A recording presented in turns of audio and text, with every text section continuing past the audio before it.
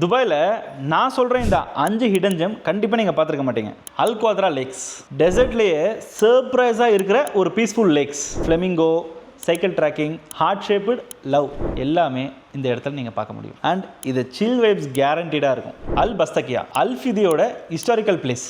இது ஒரு மாடர்ன் துபாய்க்குள்ளே இருக்கிற 90s ஃபீல்.